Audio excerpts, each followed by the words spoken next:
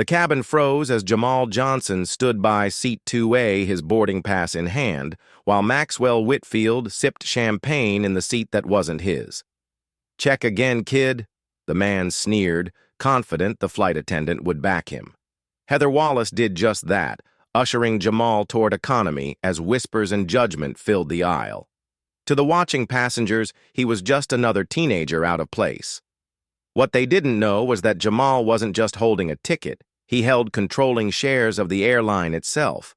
And with one quiet phone call, he would turn humiliation into a reckoning that would ground the entire flight. Jamal Johnson wasn't like most 15-year-old boys. While his classmates at South Chicago Public High spent their weekends playing video games or scrolling through social media, Jamal was busy revolutionizing the airline industry from his bedroom desk. At age 12, he had developed an AI algorithm that could predict and optimize flight patterns, fuel consumption, and crew scheduling with unprecedented accuracy. What began as a science fair project quickly caught the attention of tech insiders when his system outperformed industry-standard software by an astounding 37%. "I just wanted to solve a puzzle," Jamal would later tell Technology Today magazine.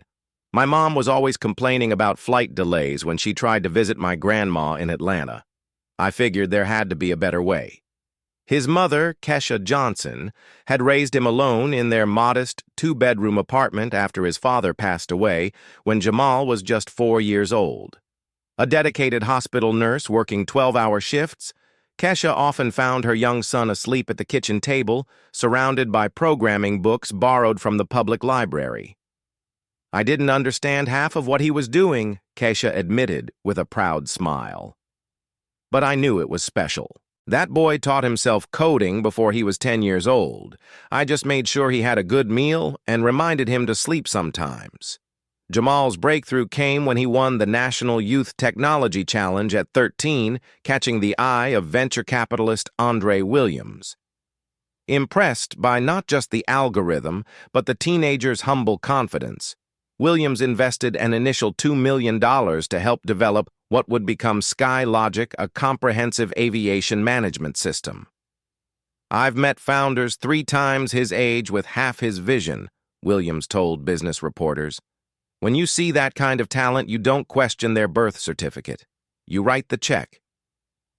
Within 18 months, major airlines were lining up to license SkyLogic's technology.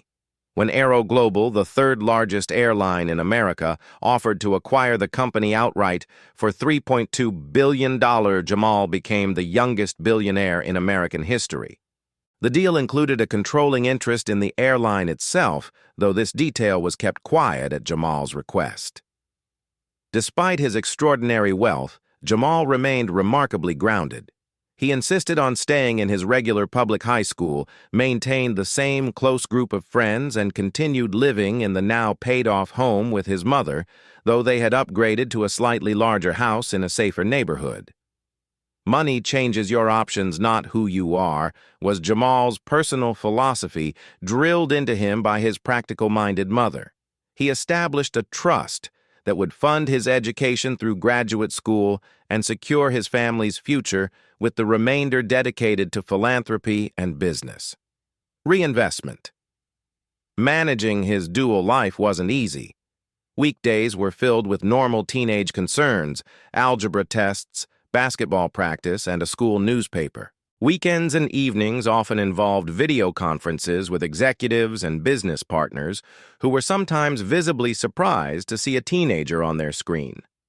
He maintained a low profile, avoiding the flashy displays of wealth that might attract attention or change how classmates treated him.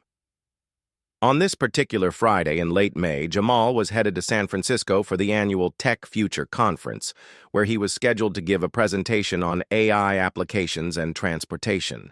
He had just finished his final exams that morning and had barely made it to O'Hare International Airport in time for his flight. As he stood in the priority boarding line with his modest backpack slung over one shoulder, dressed in jeans, sneakers, and a navy blue hoodie from his school's math team, no one would have guessed this unassuming teenager could buy the entire plane with pocket change. Just how he preferred it. Next stop, San Francisco. Jamal texted his mom as he handed his first-class ticket to the gate agent. "I'll call when I land." Little did he know that this routine flight would become anything but ordinary, forcing his two carefully separated worlds to collide in spectacular fashion. The boarding process began smoothly enough. Jamal handed his ticket to the gate agent, a middle-aged woman named Carol, who barely glanced at him as she scanned his boarding pass and motioned him through. "Enjoy your flight," she said automatically, already looking past him to the next passenger. As Jamal made his way down the jetway, he mentally reviewed his presentation for the conference. The Future of Transportation panel would include executives from Tesla, Uber, and Boeing, all at least 3 decades his senior. He was used to being the youngest person in the room, but that didn't make it any less intimidating. Stepping onto the aircraft, Jamal nodded politely to the flight attendants greeting passengers. One of them, a woman with Heather Wallace on her name tag, did a slight double take as he turned left toward the first-class cabin instead of right toward economy. Jamal had noticed these looks before the subtle questioning the momentary confusion. At 15, with his dark skin and casual clothes, he didn't fit the typical first-class passenger profile. Usually, a quick glance at his boarding pass resolved any unspoken questions. As he entered the first-class cabin, several passengers looked up briefly before returning to their pre-flight routines. A gray-haired woman in one seat pursed her lips slightly. A man in a business suit raised an eyebrow, then shifted his gaze to his laptop. A couple in the center seats whispered something to each other, their eyes following Jamal as he moved down the aisle. When Jamal reached row 2, he stopped abruptly. A white man in his 50s was comfortably settled in seat 2A, Jamal's assigned seat. The man had already arranged his belongings with a leather portfolio on the empty seat beside him and a glass of pre-departure champagne in his hand. "Excuse me, sir," Jamal said politely. "I think you might be in my seat." Maxwell Whitfield looked up, irritation flashing across his face at being disturbed. He wore an expensive suit with a gold watch peeking out from beneath his cuff, and his silver hair was perfectly coiffed. He assessed Jamal with a dismissive glance. "No, this is my seat," he replied curtly, not bothering to check his boarding pass. "I'm in 2A, Jamal explained, holding out his ticket. "Could you check your boarding pass, please?" Maxwell's expression hardened. "Look, kid, there's obviously been a mistake. I'm in first class. Why don't you double-check with the flight attendant? Your seat is probably in the back." A few nearby passengers were now watching the exchange with unconcealed interest. Jamal felt a familiar knot forming in his stomach, the same sensation he experienced whenever someone made assumptions based solely on his appearance. "Sir, my ticket clearly says 2. Jamal persisted, keeping his voice level. "Could you please check your boarding pass?" Maxwell sighed dramatically and pulled his ticket from his jacket pocket, giving it a cursory glance. "Yes, as I said, I'm in the correct seat. Now, if you'll excuse me." Jamal leaned forward slightly to see the man's boarding pass. "Sir, your ticket says 2C. This is 2A. Is there a problem here?" Heather Wallace approached her professional smile, not quite reaching her eyes as she addressed Jamal.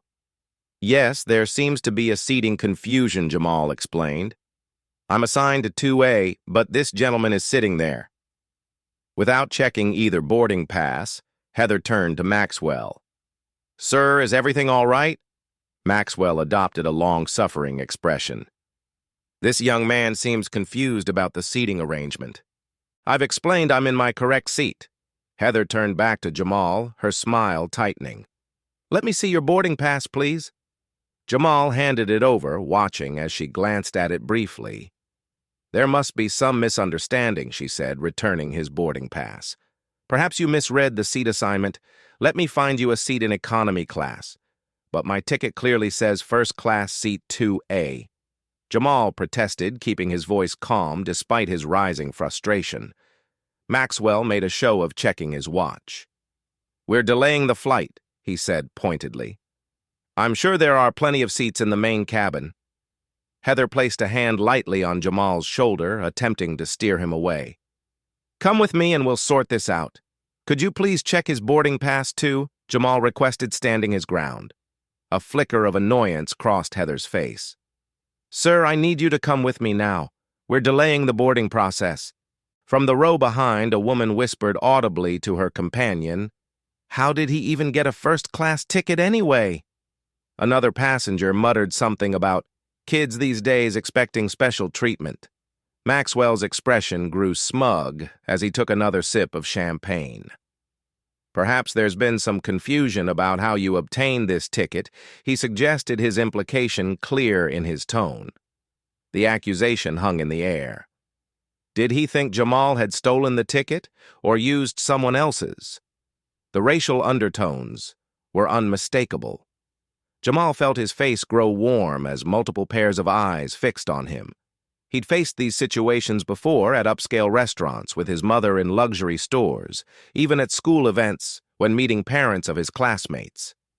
The immediate assumption that he didn't belong, that his presence required explanation. His mother's words echoed in his mind. Never let them see you lose your cool. Your dignity is non-negotiable, but your reaction is your choice. Taking a deep breath, Jamal made his choice. Fine, he said quietly. I'll sit somewhere else. Heather's relief was visible. Thank you for understanding. Let's find you a seat in economy. As Jamal turned to follow her, Maxwell reorganized his belongings to fully claim both first-class seats, not bothering to hide his satisfied expression. What neither of them realized was that Jamal Johnson never truly conceded a fight. He just changed battlefields. Jamal followed Heather Wallace to the back of the plane, acutely aware of the curious glances from other passengers as he passed.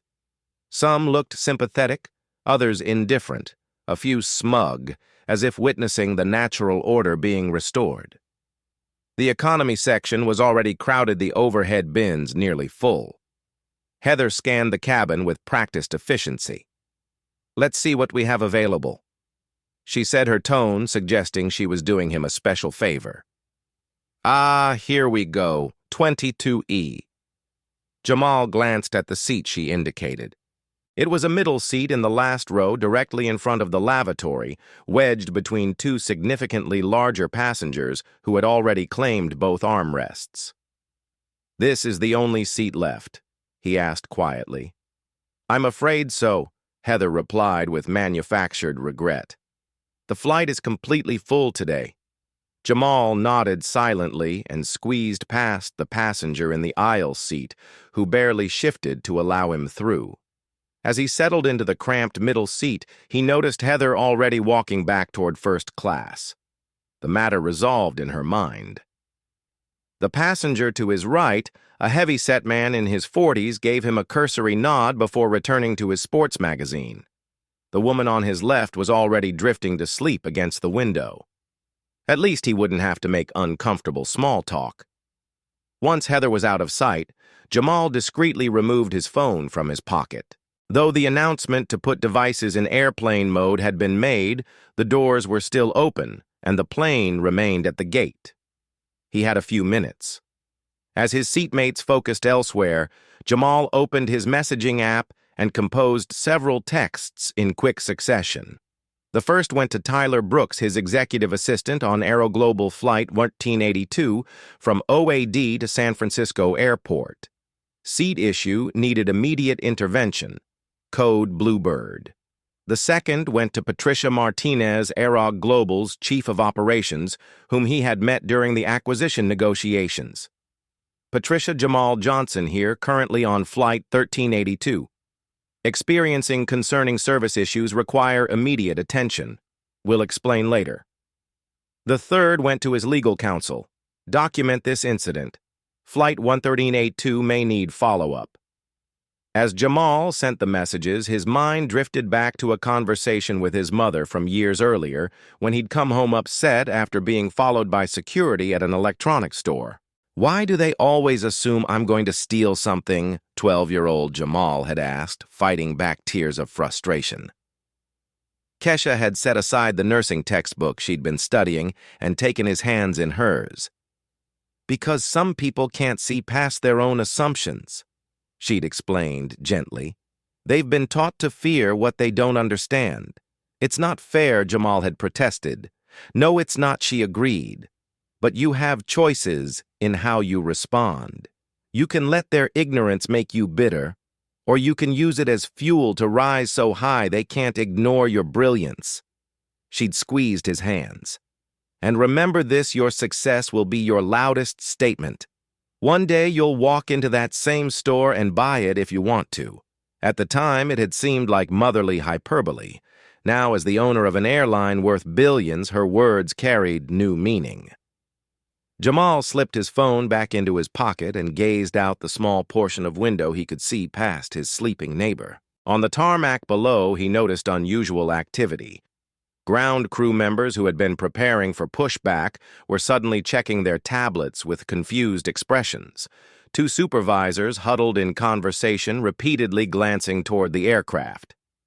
Inside the cockpit, Captain Lawrence Bennett was reviewing his final pre-flight checklist when his communication system chimed with an urgent message. "Aero Global 1382, this is operations. Hold your position at gate.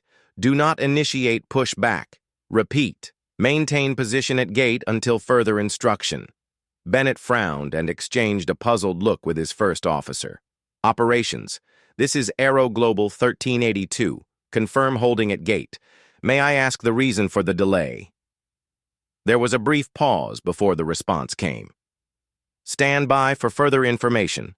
Priority directive from executive level." In the cabin, passengers began to notice the delay. The expected pushback time had come and gone. People checked watches and flight apps on their phones. The usual background hum of conversation gradually shifted in tone as confusion and mild irritation set in. 10 minutes passed, then 15. The cabin intercom crackled to life with Heather's voice. "Ladies and gentlemen, we apologize for the delay. We're experiencing some technical issues that our team is working to resolve. We expect to be underway shortly and appreciate your patience." Near the front of the plane, Maxwell Whitfield checked his watch impatiently and signaled for Heather's attention. "What's the holdup?" he demanded. "I have a meeting in San Francisco this evening." "Just a minor technical issue, sir," Heather assured him with the practiced smile reserved for first-class passengers. "Nothing to worry about." "Can I get you another champagne while we wait?" Neither of them noticed the unusual activity now taking place at the jet bridge. 3 individuals in business attire had arrived at the gate engaged in intense conversation with the gate agents. One of them was speaking urgently into a phone. All 3 looked unusually serious. Back in seat 22E, Jamal sat quietly, hands folded in his lap. Unlike the increasingly restless passengers around him, he showed no signs of impatience or concern. Instead, there was something else in his expression, the calm certainty of someone who knows exactly what's happening and what will happen next. 20 minutes after the unexpected delay began, the aircraft door, which had been closed for departure, reopened with a hydraulic hiss. The game had changed, and now it would play by different rules altogether. The cabin fell silent as 3 airline officials in tailored business suits boarded the plane. Their expressions were serious, their movements purposeful. This wasn't a routine delay. Leading the group was a tall, distinguished man with salt and pepper hair who radiated authority. Benjamin Carter, Aero Global's regional director, surveyed the cabin with a tight expression before whispering something to his colleagues. They nodded in unison, their faces grave. Benjamin approached Heather Wallace, who had been reassuring an irritated passenger about the delay. Her professional smile faltered as he leaned in and spoke quietly but firmly into her ear. The transformation in her demeanor was immediate and striking. Her face drained of color, her posture stiffened, her eyes widened in unmistakable alarm. "Where is he?" Benjamin asked, his voice just loud enough for nearby passengers to hear. Heather's lips trembled slightly as she replied, "In economy 22E. Benjamin's jaw tightened visibly. "You put him in 22E, a middle seat in the last row." Throughout the cabin, passengers were now openly watching the scene unfolding. Phones discreetly emerged from pockets and purses as people sensed something significant was transpiring. Benjamin and one colleague made their way toward Maxwell Whitfield, who was working on his laptop, oblivious to the sudden tension. The third official moved purposefully toward the back of the aircraft. "Excuse me, sir." Benjamin addressed Maxwell with cool professionalism. "There seems to be a seating issue that requires immediate resolution." Maxwell barely looked up. "I've already settled this with the flight attendant." There was a confused young man who Airman interrupted firmly. "I need to see your boarding pass." Something in his tone made Maxwell pause. He reluctantly produced his ticket from his jacket pocket. Benjamin examined it briefly. "Sir, your assigned seat is 2C. You're currently sitting in 2A. Maxwell's expression hardened. "Look, it's not a big deal. The kid didn't mind moving. We've already delayed the flight over this nonsense." "Actually, sir, it is a very big deal," Benjamin replied, his voice carrying clearly in the hushed cabin. "And the delay is entirely due to this situation." Meanwhile, at the back of the plane, the third airline official had reached row 22. She leaned down toward Jamal, who looked up calmly from his cramped middle seat. "Mr. Johnson," she inquired softly. "I'm Amanda Reyes, Customer Relations Director. Would you please come with me?" Jamal nodded and carefully extracted himself from between his seatmates, who watched with undisguised curiosity. As Jamal followed Amanda up the aisle, murmurs rippled through the cabin. Passengers craned their necks trying to understand what was happening. Who was this teenager, suddenly receiving VIP treatment? When they reached the front of the aircraft, Benjamin Carter approached Jamal with an expression of profound respect tinged with embarrassment. "Mr. Johnson, on behalf of Aero Global Airlines, I want to extend our sincerest apologies for this unfortunate incident. Your seat will be restored to you immediately." By now, Maxwell had risen from seat 2A, his face flushed with anger and confusion. "What is going on here? Who is this kid?" Benjamin fixed him with a stern look. "This kid, as you call him, is Jamal Johnson. He is a VIP passenger who deserves our utmost respect." Throughout the cabin, the revelation landed with varying degrees of impact. Some passengers looked confused, others intrigued. A few began typing frantically on their phones, searching for information. Heather Wallace stood nearby, her professional composure completely abandoned as the gravity of her error became increasingly apparent. As Jamal stood quietly at the front of the plane, memories flashed through his mind. The security guard who had followed him through a department store when he was 12. The restaurant host who had asked if he was with the group over there when he'd arrived early for his mother's birthday dinner. The teacher who had accused him of cheating because his code was too advanced to be his own work. What do you think about how Jamal has been treated so far? Comment number 1. If you believe Maxwell should be removed from the flight immediately. Comment number 2. If you think Heather deserves to lose her job over this incident. Hit that like button if you've ever been underestimated or discriminated against, and subscribe to see more stories of justice being served. But what happens next might surprise you. How would you react if you were in Jamal's position? Would you demand justice, or would you choose mercy? And what about the other passengers watching this unfold? Whose side will they take when they learn the full truth? Stay tuned to find out as this story takes an unexpected turn. Maxwell Whitfield's face contorted with indignation as he looked from Benjamin Carter to Jamal and back again. The first-class cabin had gone completely silent, every passenger transfixed by the unfolding drama. "I don't care if he's a VIP or whatever," Maxwell snapped, making air quotes with his fingers. "This is ridiculous. The flight's already been delayed 20 minutes over a simple seating mix-up." Benjamin's professional demeanor didn't waver, but his voice took on an edge of steel. "Sir, you deliberately took a seat that wasn't assigned to you, then refused to move when the rightful passenger pointed out your error. He's a teenager. Maxwell countered, gesturing dismissively at Jamal. I assumed there was a mistake. Why would a kid be flying first class alone anyway? A murmur of disapproval rippled through the nearby passengers. Even those who might have shared Maxwell's initial assumptions were now uncomfortable with his openly dismissive attitude. Benjamin Carter exchanged a meaningful glance with his colleagues before making a decision.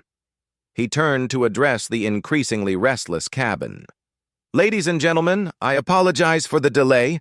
We're resolving a seating issue. Thank you for your patience. Then, lowering his voice for Maxwell alone, he delivered the bombshell.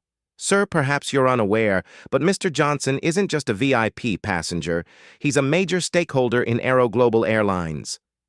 Maxwell's expression shifted from anger to disbelief. That's absurd, he scoffed loud enough for others to hear. He's what, 15? You expect me to believe he owns part of an airline? At that precise moment, a passenger in row 3 gasped audibly. She was staring at her phone screen, eyes wide.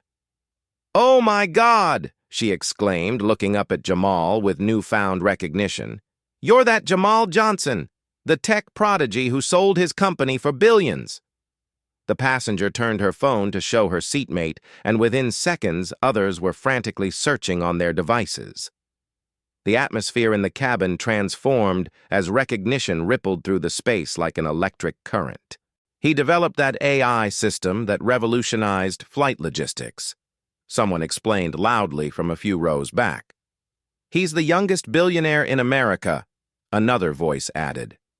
As if a dam had broken, phones emerged throughout the cabin recording the confrontation. Maxwell's face, previously flushed with indignation, now drained of color as he realized his predicament. From his position at the front of the cabin, Jamal watched silently as his carefully constructed privacy collapsed in real time. For years, he had managed to keep his professional achievements separate from his personal life. That barrier was now irreparably breached. I didn't. I wasn't aware.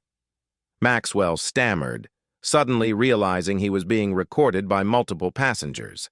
Social media was already ablaze. A passenger had live tweeted the confrontation with the airline drama, which was rapidly evolving into "You lack billionaire disrespected and chaka justice" as the context became clear. At Travel Truth, witnessing racial profiling in real time on Fajrar's Aero Global flight. White businessmen took black teen's first-class seat. Flight attendant sided with wrong person. Plot twist. Teen owned WNS part of the airline. Fajrar seat justice at Business Insider. Is that tech wonder Jamal Johnson being denied his rightful seat? His AI company Skylogic was acquired by Aero Global last year for $3.2 billion. Developing story EDAS airline scandal. Within minutes, major news outlets were picking up the story.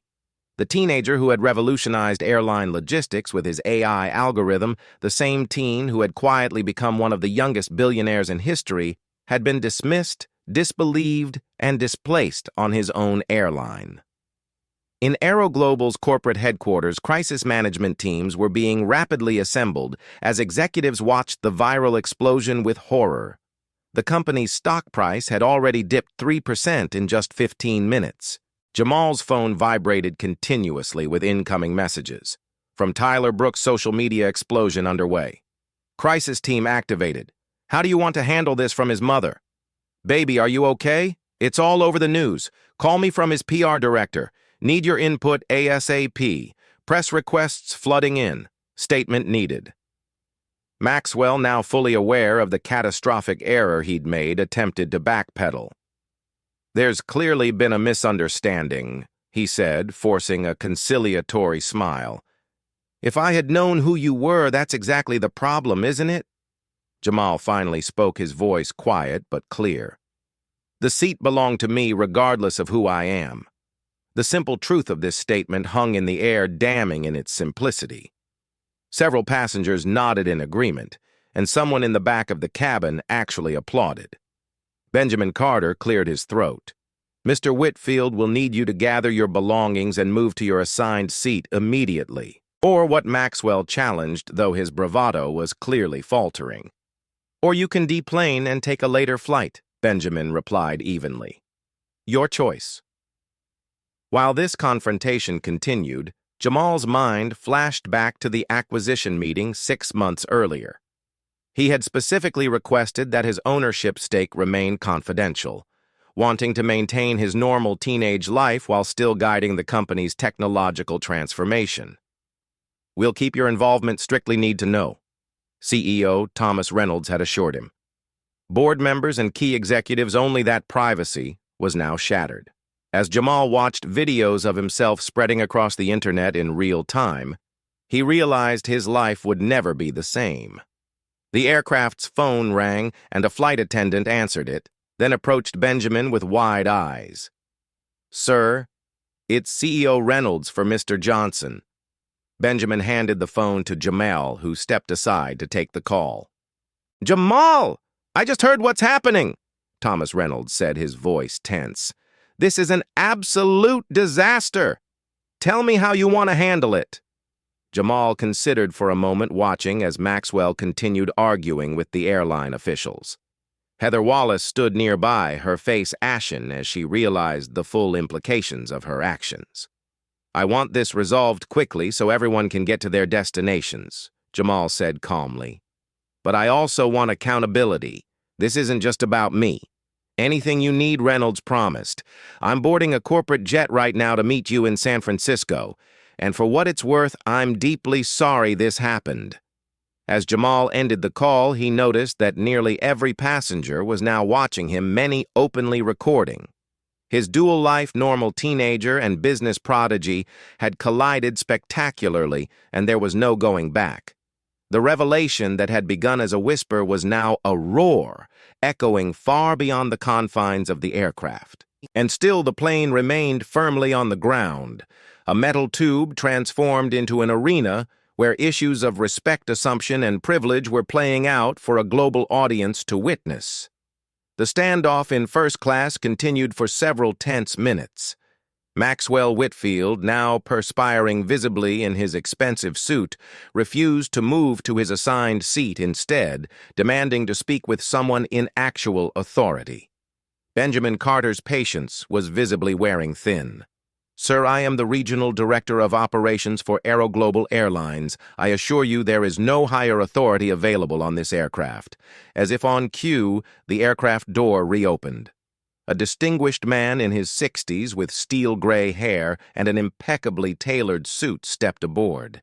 The airline employees immediately straightened their posture in recognition. Actually, Benjamin corrected himself. I stand corrected. Thomas Reynolds, CEO of Aero Global Airlines, had apparently abandoned his plan to meet Jamal in San Francisco, choosing instead to handle the situation personally and immediately. His expression was grave as he surveyed the scene. Mr. Reynolds, Benjamin began. We were just. Reynolds held up a hand, silencing him, then walked directly to Jamal. Mr. Johnson, my sincere apologies for this situation. He extended his hand, which Jamal shook firmly. The entire cabin watched in fascination as the CEO of a major airline showed such difference to a 15-year-old boy. Those who hadn't yet realized Jamal's importance were now frantically searching their phones for information. Reynolds then turned to Maxwell, his expression cooling considerably. Mr. Whitfield, is it I understand you're in the wrong seat and have refused multiple requests to move? Maxwell's demeanor changed instantly in the presence of someone he recognized as a peer in the business world. Thomas Reynolds. I didn't realize you personally handled seating disputes. He attempted to joke, extending his hand. Reynolds ignored the offered handshake. I personally handle situations where valued members of the Aero Global family are disrespected on my aircraft. Look, this has all been blown out of proportion, Maxwell protested, lowering his voice. If someone had just explained who the boy was. His name is Mr. Johnson Reynolds, corrected sharply, and his seat assignment should have been respected regardless of his identity or age. He turned to Heather Wallace, who seemed to be trying to make herself invisible, as should have been clear to all our staff. Heather's face crumpled. Sir, I will discuss this later. Reynolds cut her off, then addressed Maxwell again. Mr. Whitfield, you have two options. Move to your assigned seat or deplane immediately. Those are your only choices. The power dynamic had shifted so completely that Maxwell finally recognized his defeat. Without another word, he gathered his belongings and moved to seat 2C, avoiding eye contact with everyone, especially Jamal. Reynolds then addressed Heather and another flight attendant. Ms. Wallace, you and Mr. Whitfield will deplane now. Your services won't be required for this flight. Heather's eyes widened in shock. Sir, please. This is not a discussion, Reynolds stated firmly. We'll address this situation more thoroughly upon your return to headquarters. As Heather collected her personal items, visibly fighting back tears, Reynolds turned to the remaining cabin crew. Please prepare for immediate departure once Mr. Whitfield and Ms. Wallace have deplaned. Passengers have been delayed long enough. The entire exchange was captured on dozens of phones, instantly feeding the social media frenzy. Hashtags continued to trend as the story spread globally with remarkable speed. Reynolds approached Jamal again, speaking quietly. I've arranged for the pilot's rest cabin to be prepared for you. It's private and comfortable. Thank you, but that won't be necessary. Jamal replied, his voice steady. I'd just like my original seat, please. Reynolds nodded respectfully at the teenager's decision. Of course, as Maxwell and Heather were escorted from the plane, the mood in the cabin transformed. Passengers who had been irritated by the delay now buzzed with excitement at having witnessed such drama. Many were openly discussing Jamal's accomplishments, having researched him during the confrontation. When Jamal finally took his rightful seat in 2A, a ripple of spontaneous applause broke out. Embarrassed by the attention, he simply nodded acknowledgement and settled in immediately, putting on headphones as a signal that he preferred privacy. Not everyone respected this boundary. A young black girl, perhaps 12 years old, hesitantly approached from a few rows back. "Excuse me," she said shyly when Jamal noticed her and removed one earphone. "I just wanted to say you're my hero. I'm learning to code, too." Jamal's expression softened immediately. "What language are you starting with?" "Python," she replied with growing confidence. "I'm building a program to help my mom keep track of her nursing schedule." "That's exactly how I started," Jamal told her with a genuine smile. "Keep going. The world needs your ideas." As the girl returned to her seat clutching an autograph and beaming, Jamal felt the weight of responsibility that came with his newly public status. Until today, he'd been able to control his narrative to separate his business achievements from his personal life. Now he'd inadvertently become a symbol not just of success, but of dignity in the face of discrimination. The flight finally took off nearly an hour behind schedule. As the aircraft climbed through the clouds, the atmosphere in the cabin had completely transformed. Flight attendants, who had barely noticed Jamal during boarding, now approached with differential offers of service. Passengers who had witnessed the confrontation gave him respectful nods or curious glances. In seat 3B, directly behind Jamal, a white businessman in his 40s leaned forward. "I just want to apologize," he said quietly. "I saw what happened and said nothing. That was wrong." Jamal considered this for a moment before responding. "Thank you for saying that." As the flight reached cruising altitude, Jamal gazed out the window at the patchwork landscape below. He thought about his mother's words from years ago about how success would be his loudest statement. She had been right, but he hadn't anticipated how public that statement would become. He took out his phone and opened the secure messaging app he used to communicate with his mother. "I'm okay," he texted her. "We'll call when I land. Things are going to be different now." Her response came quickly. "You handled it with grace, just like I taught you. I'm proud of the man you're becoming." Different doesn't mean worse. Jamal smiled at her words, then switched to his email to review his presentation for tomorrow. The conference organizers had originally scheduled him for a small breakout session. Now he suspected they might be reconsidering that decision. As the plane continued its journey westward, the young billionaire settled into his rightful seat, facing a future that had irrevocably changed in the span of a single hour. The power had shifted not just on this flight, but in Jamal's carefully balanced life. What remained to be seen was what he would do with that power, now that his voice had been amplified for the whole world to hear. At 37,000 FT somewhere over Nebraska, Aeroglobal Flight 1382 continued its journey to San Francisco, but the story of what had transpired on board was traveling much faster than the aircraft itself. Within the plane's cabin, an uneasy calm had settled. The flight attendants moved through the aisles with professional efficiency, though they now approached Jamal with a noticeable mix of difference and anxiety. Passengers occasionally snuck glances at the teenage billionaire, some openly taking photos when they thought he wouldn't notice. Jamal had switched his phone to airplane mode after takeoff, temporarily disconnecting from the digital storm. But when the aircraft's Wi-Fi service activated, his devices immediately began vibrating with an onslaught of notifications. His executive assistant, Tyler Brooks, had sent him a detailed brief on the situation. Media coverage extensive and growing. All major networks running the story. Social media engagement unprecedented. Degrier seat justice trending #1 globally. Black excellence and Ivy Aero global shame also trending. PR team awaiting your guidance on official statement. Attached was a document with sample headlines. Teen billionaire displaced from first-class seat in apparent racial profiling incident. Airline owned by black teen grounds flight after he's denied seat. Viral video. Watch the moment airline staff realize they've disrespected their boss.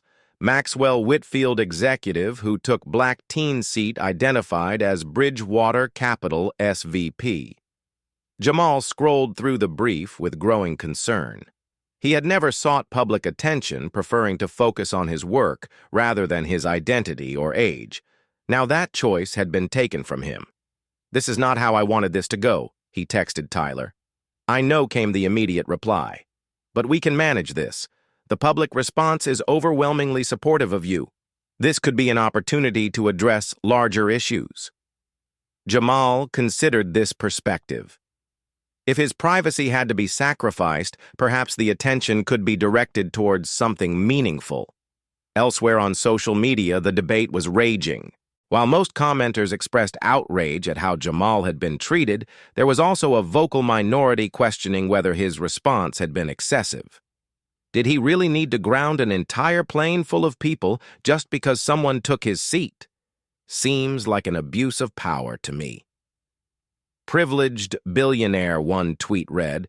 Maybe if he dressed like he could afford first class, this wouldn't have happened. Just saying. Hard common sense, wrote another. These dissenting views were quickly drowned out by defenders. If you're asking why a black kid had to ground a plane, instead of asking why a white man felt entitled to steal his seat and a flight attendant backed him up without checking, you're part of the problem. Seat justice. The story had transcended a simple seating dispute, becoming a lightning rod for discussions about race-age discrimination and power dynamics in America. Meanwhile, the identification of Maxwell Whitfield as a senior vice president at Bridgewater Capital had sparked calls for his termination. The investment firm's social media accounts were flooded with demands for them to address the incident. At 2:17 p.m., Bridgewater Capital released a statement. "We are aware of the incident involving our employee Maxwell Whitfield. We take these matters very seriously and are conducting an internal investigation. Mr. Whitfield has been placed on administrative leave pending the results of this investigation." Similarly, Aeroglobal Airlines issued their own statement. "We deeply regret the incident that occurred on Flight 1382. The actions witnessed do not reflect our company values or service standards. We have initiated a comprehensive review of our training protocols and are taking immediate steps to address this situation. The employee involved has been suspended pending investigation." The statement notably avoided mentioning Jamal's connection to the company, respecting at least that aspect of his privacy. 30 minutes into the flight, a young mother approached Jamal's seat with hesitation, her daughter hiding shilly behind her. "I'm sorry to disturb you," she said quietly. My daughter just wanted to say hello. You've been her inspiration since she read about your AI work in her school's technology club. Jamal smiled and spent a few minutes chatting with the girl about her interest in programming, giving her advice on resources for young coders. As they returned to their seats, he noticed several passengers recording the interaction. By the time he checked his messages again, clips of this moment had already gone viral with commenters praising his generosity with the young fan despite his difficult day. This kid has more grace and maturity than most adults. Jamal Johnson, chief role model, read one particularly popular post. Jamal put his phone down and gazed out the window, feeling the weight of his new reality. His mother had always warned him that extraordinary success would eventually bring extraordinary scrutiny. When that day comes, she told him, make sure they see the real you, not just what they expect to see. At that moment, his phone lit up with an incoming video call from Kesha Johnson. Jamal hesitated only briefly before accepting. His mother's concerned face appeared on screen. Baby, are you okay? I've been watching the news. I'm fine, Mom, Jamal assured her, keeping his voice low. Just dealing with it. Kesha studied her son's face carefully. You handled yourself with dignity. I'm proud of you for that. I didn't mean for all this to happen, Jamal admitted. I just wanted my seat. I know, but sometimes these moments choose us, not the other way around. She paused, then added, remember what we've always talked about. Use your position to make things better, not just for yourself, but for others who might not have your platform. That's what I'm trying to figure out now, Jamal replied. How to turn this into something positive. As they continued their conversation, Jamal's PR director sent a draft statement for his approval. It was professionally crafted, expressing disappointment about the incident while emphasizing Aero Global's commitment to treating all passengers with respect. Jamal read it twice, then began typing a different response, one that spoke not just to this incident, but to the larger issues it represented. He would address the situation directly during his presentation tomorrow, speaking from his own experience rather than through corporate language. Meanwhile, fresh news alerts informed him that Heather Wallace had released a tearful video apology on her personal social media accounts. I made assumptions based on appearance, and I was wrong, she stated. I failed in my duty to treat all passengers with equal respect, and I am deeply sorry for the hurt I caused. I've asked to participate in bias training programs and hope to learn from this experience. By mid-flight, the story had evolved beyond the individuals involved to spark broader conversations about implicit bias, corporate responsibility, and the experiences of young people of color in predominantly white spaces. Major news networks were already arranging panels to discuss the incident. Civil rights leaders had issued statements. Competing airlines were publicly reaffirming their commitment to unbiased service, a cascade of consequences from one stolen seat. As the captain announced, they were beginning their descent into San Francisco. Jamal closed his eyes briefly, gathering his thoughts. When he opened them, he noticed that Aero Global's in-flight magazine in the seat pocket featured an article about the company's technological transformation work he had spearheaded, but for which others had been the public face. Perhaps he thought it was time to step into the light and use his voice, not just as the hidden genius behind the technology, but as a young black man navigating spaces not designed with him in mind. The wheels of the aircraft touched down on San Francisco International Airport's runway at exactly 4:18 p.m. local time. As the plane taxied to the gate, Jamal could see unusual activity through his window. News vans with satellite dishes, airport security creating a perimeter, and what appeared to be a swarm of reporters and photographers. The media firestorm had manifested physically, waiting to engulf him the moment he stepped off the plane. There would be no quiet exit, no anonymous ride to his hotel. The transformation of his life was complete. Jamal took a deep breath and prepared to face his new reality. The captain's voice crackled over the intercom as the aircraft completed its taxi to the gate. Ladies and gentlemen, welcome to San Francisco International Airport. Local time is 4:22 p.m. with clear skies and a temperature of 68 degrees. Please remain seated with your seatbelts fastened until we've parked at the gate and the fasten seatbelt sign has been turned off. After a brief pause, he continued. We've been informed there is significant media presence in the terminal. Passengers who wish to avoid this may request escort assistance from our ground staff. Jamal gazed out his window at the gathering crowd beyond the glass walls of the terminal. News cameras, photographers, and reporters with microphones stood ready, their attention focused on the arriving aircraft.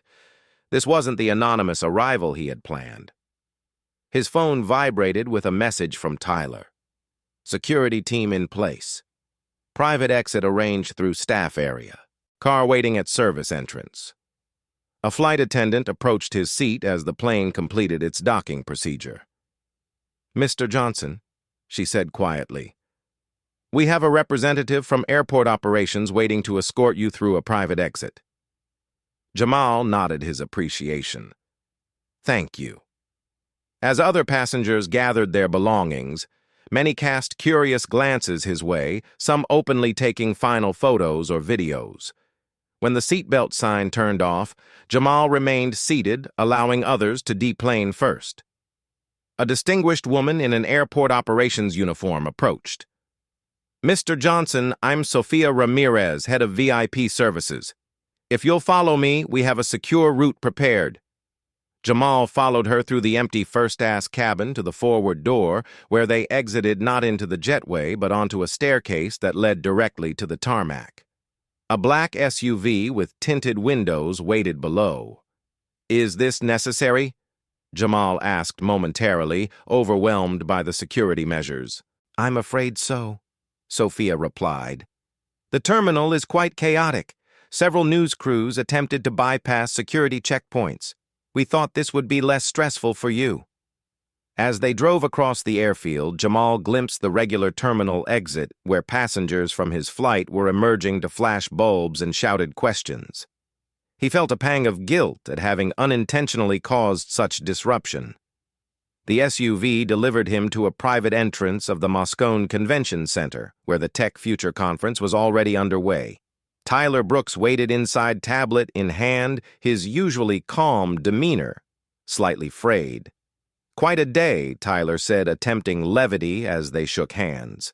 In his mid-20s, Tyler had been one of Jamal's first hires, one of the few adults who had taken the then 13-year-old entrepreneur seriously from the beginning. "That's one way to put it," Jamal replied. "What's the situation here?" "Your session has been upgraded from breakout room C to the main stage," Tyler explained as they walked through a service corridor. "Attendance request has jumped from approximately 80 people to well capacity is 2,500. Jamal stopped walking. "You're kidding. I wish I were." The conference organizers called it an unprecedented interest surge. "Your slot has been extended from 30 minutes to a full hour."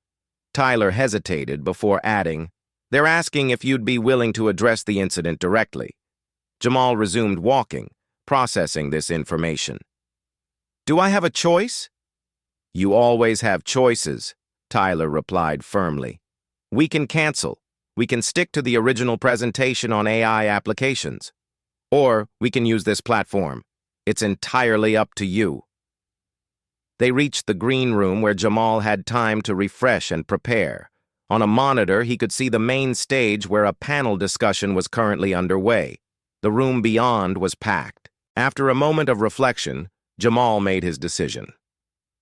"Update the presentation. Keep the technical content, but add context. I want to address what happened, but I don't want it to overshadow why we're here." Tyler nodded and set to work. An hour later, Jamal stood in the wings of the main stage as the conference moderator introduced him. "Our next speaker needs little introduction, especially after today's events that have captured global attention. At 15, he's revolutionized airline logistics, founded a company acquired for billions, and become an unexpected symbol of resilience and dignity. Please welcome Jamal Johnson." The audience rose in a standing ovation before Jamal had spoken a single word. Camera flashes popped throughout the massive hall. He walked to center stage, waited for the applause to subside, and took a deep breath. "Thank you," he began, his voice steady. "I came here to talk about artificial intelligence and the future of transportation, and we will get to that. But first, I think I should address what many of you have seen online today." For the next 15 minutes, Jamal recounted the incident honestly, but without sensationalism. He spoke about the assumptions that had led to his displacement, the decision to assert his rights, and the unexpected global reaction. What happened today wasn't unique, he explained. It wasn't even the most egregious example of bias I've experienced. It was just the first time I had the platform for people to notice. He paused, looking out at the sea of attentive faces. The issue isn't about a first-class seat. It's about who we assume belongs in certain spaces and who we assume doesn't. It's about whose word we take at face value and whose we question. These small moments happen countless times every day to people who don't have the means to make headlines. Jamal then seamlessly transitioned to his prepared remarks about AI applications and transportation, but now framed within a larger context of creating systems that serve everyone equally, that recognize and correct for human biases rather than amplifying them. The audience listened with rapt attention, and when he concluded, they once again rose to their feet in applause that continued for several minutes. Meanwhile, across the country, the aftermath continued to unfold. Maxwell Whitfield released a statement through his attorney. "I sincerely apologize to Mr. Johnson for my behavior. My actions were inappropriate and reflected biases I wasn't fully aware of until now. I am committed to learning from this experience and making meaningful changes." Despite this apology, Bridgewater Capital announced his termination that evening, citing violations of their code of conduct and damage to their corporate reputation. Heather Wallace faced a different fate. After her public apology and pledge to improve Aero Global, announced she would be suspended rather than terminated on the condition that she complete comprehensive bias training and participate in the company's new Passenger Respect initiative. Most surprisingly, by that evening, Aero Global had unveiled a new passenger Bill of Rights that would be displayed at every gate and on every flight. The first point read, "All passengers deserve equal respect and fair treatment regardless of age, race, gender, or appearance. Every ticketed passenger has the right to their assigned seat without justification or questioning." Social media dubbed it the Jamal Johnson Rule. As Jamal completed a series of interviews following his presentation, one reporter asked if he felt justice had been served. "This isn't about punishment," Jamal replied thoughtfully. "It's about awareness and change. If this incident helps one person examine their assumptions or one company improve their training, then something positive has come from it." Later that evening, alone in his hotel room, Jamal video called his mother again. "You've handled this better than most adults would," Kesha told him, pride evident in her voice.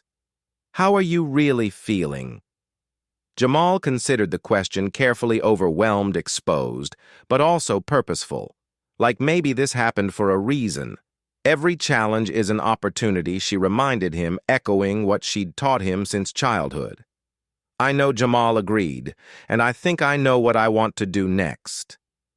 As he drifted to sleep that night, Jamal's mind was already formulating plans that would extend far beyond algorithms and applications. Plans that would use his unexpected platform to address the systemic issues his personal experience had highlighted on a global stage. The incident had begun with a stolen seat, but its resolution would ultimately create space for many others who had long been told in ways both subtle and overt that they didn't belong. 6 months after the incident that catapulted him into the global spotlight, Jamal Johnson stood at a podium in a renovated community center in South Chicago. Behind him, a sleek sign read, "Johnson Innovation Foundation," with the tagline, "Opening doors, creating opportunities."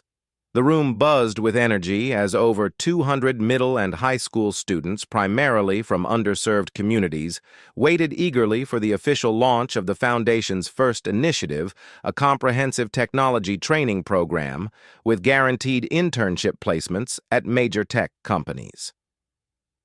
Welcome, future innovators. Jamal began his confidence, having grown noticeably over the past months of public speaking. No longer the reluctant public figure, he had embraced his platform with purpose and vision. 6 months ago, I experienced something that many of you might find familiar. Being judged not by my abilities or my ticket, but by assumptions based on how I looked and my age. What made my story different wasn't the incident itself. It was that people paid attention. Cameras from major networks captured his speech as he continued, "This foundation isn't about me. It's about making sure that when you create the next breakthrough algorithm design, the next revolutionary application, or develop the next world-changing technology, doors won't be closed to you because of who you are or where you come from." In the months following the airline incident, Jamal had leveraged his heightened profile to launch several initiatives. The foundation, funded with $50 million from his personal fortune, focused on supporting young minorities in technology through education mentorship and access to capital. His mother, Kesha Johnson, had left her nursing position to serve as the foundation's executive director, bringing her practical wisdom and community connections to the organization. She beamed with pride from the front row as her son addressed the audience. Beyond the foundation, Jamal had become a powerful voice on issues of systemic bias in technology and business. His TED Talk, titled "Everyday Indignities: How Small Moments of Bias Shape Our World," had garnered over 15 million views. Major universities had invited him to speak, and legislative committees had sought his testimony on algorithmic bias and technology access. Aero Global Airlines, meanwhile, had undergone its own transformation. The company had implemented comprehensive bias training for all customer-facing staff, revised its conflict resolution protocols, and established an independent review board to address passenger complaints. The Passenger Bill of Rights had been adopted by several other airlines, creating a new industry standard. And perhaps most surprisingly, Heather Wallace, the flight attendant who had initially dismissed Jamal, had become an unlikely advocate for change. After completing her required training, she had requested to remain involved in the company's ongoing bias awareness programs, sharing her experience as a cautionary tale that helped other employees recognize their own blind spots. "I never saw myself as someone who would discriminate," she explained in an internal training video that later became public. "But that day I made split-second judgments based on appearance rather than facts. I'm grateful for the opportunity to learn from that mistake and help others avoid making similar ones." As Jamal concluded the foundation launch speech and the students broke into small groups for workshop sessions, his assistant informed him that someone unexpected was waiting to speak with him. In a quiet office adjacent to the main space, Maxwell Whitfield sat nervously. The former investment banker looked different than he had 6 months earlier. Humbler, less polished, visibly uncomfortable. "Thank you for agreeing to see me," Maxwell began as Jamal entered and closed the door behind him. "I was surprised by your request," Jamal replied neutrally, taking a seat across from him. Maxwell nodded. "I imagine so." He paused, gathering his thoughts. "I wanted to apologize to you personally, not through lawyers or press statements. What I did was wrong, and the way I spoke to you was inexcusable. I appreciate that," Jamal said. "What have you been doing since then?"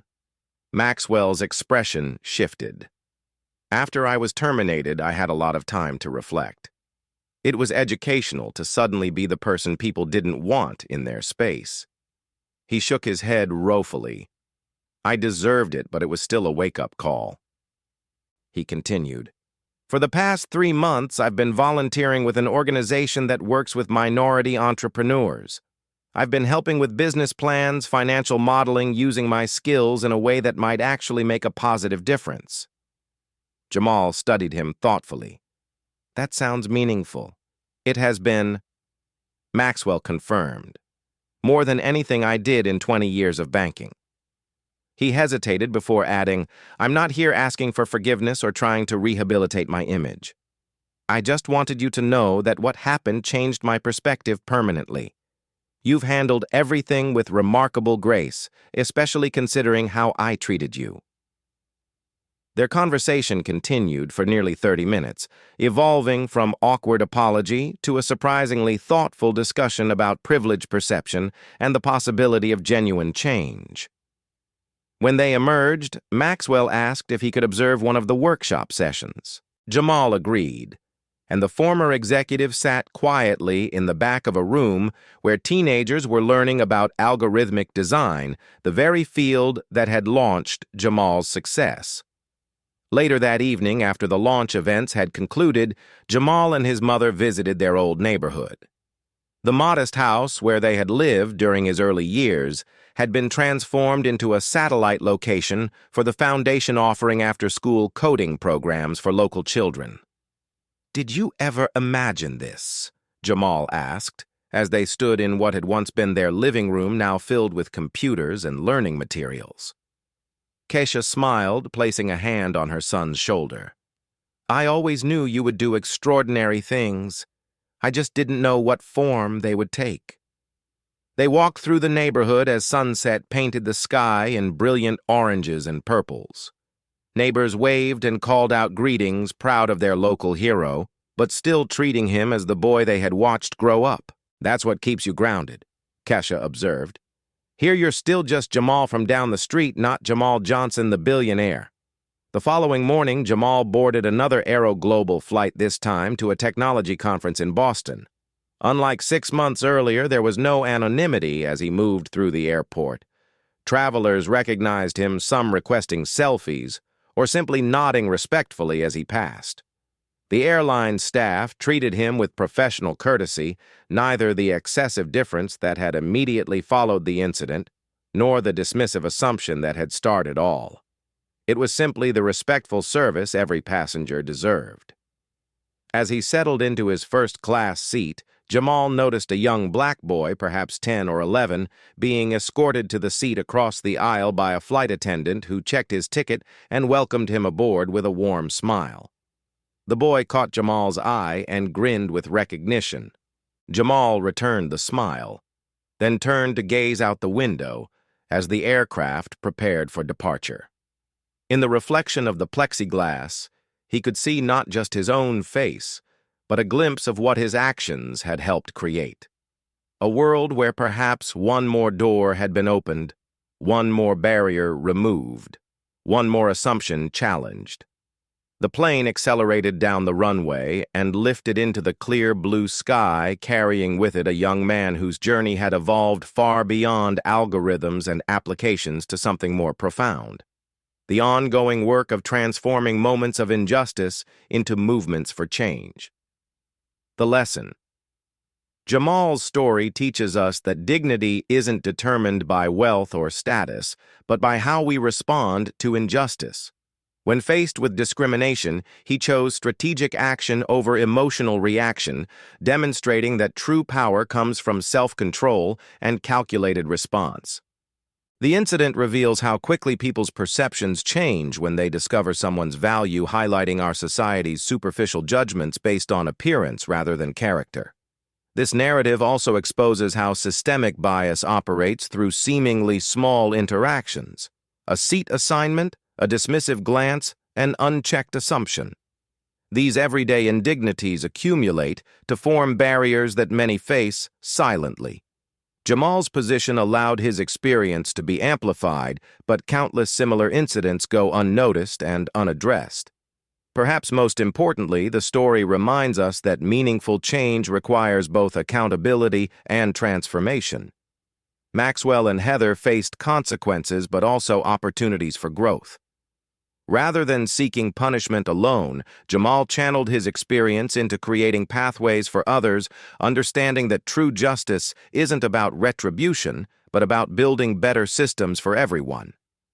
Have you ever been in a situation where you were underestimated or misjudged based on your appearance, or perhaps you've realized you made unfair assumptions about someone else? Share your experience in the comments below. Your story might help others feel less alone in their struggles. If this account of fighting racism and discrimination resonated with you, please hit that like button and subscribe for more powerful stories of resilience and triumph. These narratives matter because they show us both the reality of prejudice and the possibility of progress. Share this video with someone who needs to be reminded that standing up for yourself with dignity is not just your right, but your responsibility. Tag a friend who exemplifies grace under pressure. Thank you for joining our community that believes in confronting difficult truths with compassion and courage. Remember, change begins with awareness, continues with action, and is sustained through accountability. Until next time, keep claiming your rightful seat at the table.